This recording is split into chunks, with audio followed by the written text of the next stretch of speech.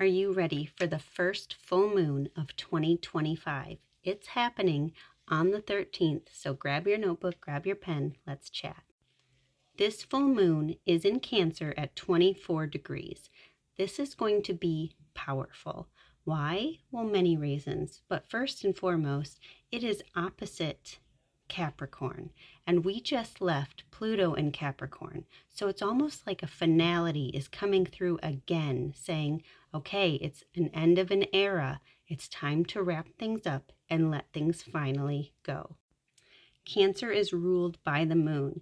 It is the mother figure, it is nurturing, it is all about taking care of one another, and especially our emotions. It is also tapped into our intuition and that knowing without knowing. So things just kind of come up and we just have that feeling in our gut that we need to follow. That will definitely come up. Cancer is romantic, it is creative, it is beautiful, it's feminine, it is very connected with other people, and especially our internal dialogue.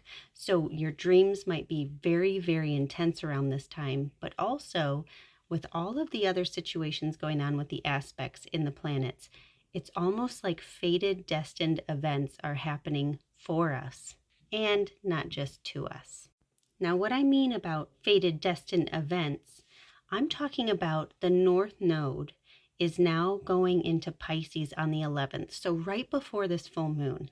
And Pisces going into the North Node is saying, okay, it's time to really follow that instinct. It's really time to dive in and get creative and listen to that intuition, get very spiritual, connect with ourselves on the deepest level, and really have that healing aspect. Instead of going to those deep, dark places, it's time to heal them and come out on the other side.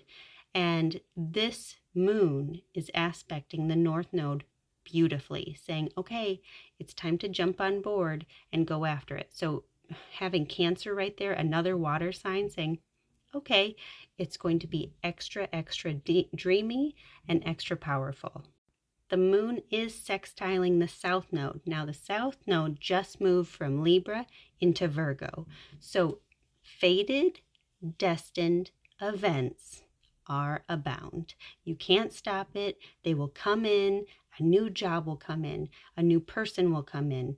An old partnership even, because full moons are about culmination, and we're going, okay, we need to do something different. And South Node is what we're familiar with. So you're like, oh yeah, I remember I used to work with them. Oh yeah, we had so much in common. Oh yeah, I need to go back to that place and go visit it again and get a new idea of what it brings to my soul. So the old themes can come up too with this full moon, but again, it's being illuminated, so it helps you out in the long run. Now, Mars is trine Neptune in Pisces, so your intuition again is going to be tenfold around this time. So if something comes up, listen to what you're feeling, to what you're hearing, to just all the spidey senses, right? We need to really tune in and write things down, jot it down, reach out to those around you, find a new guru, find people who can help you with those answers. Now, what would I do with Mars trine Neptune? Personally, it's the perfect time to vision board. So again, if you watched my end of year with the new moon in Capricorn, you heard me say that the new moon was kind of the pre-2025, right? Like the new year, but it doesn't start until after February 24th. And that is when Mars goes direct in Cancer. Right now it's retrograding in Cancer. So things and themes are running deep and making us really have a moment. So it's time to vision board for the long run.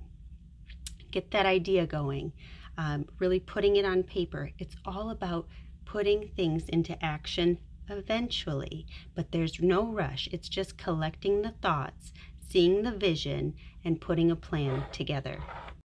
So Mars retrograding in Cancer, let me just touch on that for a quick minute, because this again is retrograding until February 24th. So around this full moon too, you're going to feel it tenfold. People from the past that made you feel good, old jobs that made you feel really like valued and things like that can come back. Places that you need to go revisit, things I've already talked about in this video. These are going to be very, very prominent over the next 2 months. It will go from there, but really around this time, things from the past tend to show their heads so we can really explore it even more. And with all the fated events happening, it's okay to do it. Don't just put the kibosh on it. Give it a minute. So if you are a Capricorn, Aries, Libra, or Cancer, 19 to 29 degrees, that's right, the cardinal signs, you will be feeling this the most, okay? And check your top 3, sun, moon, and rising, to see how it's affecting you. Also, the placements may have some funky little squares for a couple of you, so this could be very intense. All in all, take a deep breath. So Mars retrograding in Cancer, also, I just want to touch in, it brings big emotions, good or bad, depending on what you're in. So beware of public situations with protest or parties. So things can get very intense, especially with the inauguration and things going on in the States. People will feel one way or another, and they will let you know how they feel. So watch how you respond and react to good, bad, or indifferent. I'm being very neutral. I'm just saying watch how other people respond. If they're very happy and you don't feel that way, see how you respond to it. Maybe take a deep breath and find an active way to have a healthy outlet, like take a walk or get away or whatever it may be. Now, on the other hand, if somebody is upset, how can you find the positive or remove yourself from the situation so it doesn't escalate? So, things to be aware of.